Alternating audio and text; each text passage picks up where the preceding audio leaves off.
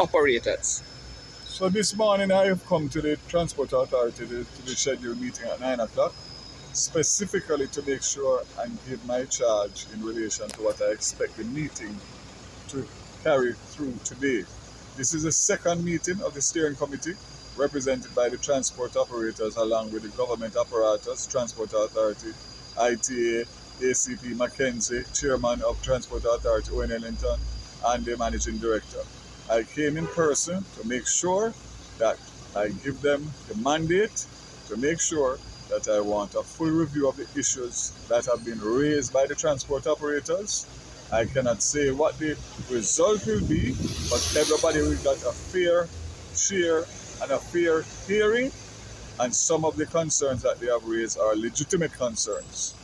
They are not the only ones. There are other public motorists and private motorists who have concerns, and we need to address them so that when we are finished the review, we can say that we have taken into consideration all of the concerns that have come to our attention.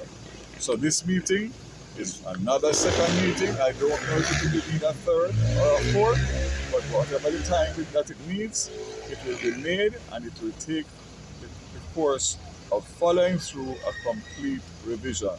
Again, I call for good sense to prevail. There was no necessity for what took place yesterday. It's a lack of communication between the transport operators and organizations and their membership, along with some people using it for political motives and for mischief and illegal activities. There was no winner yesterday.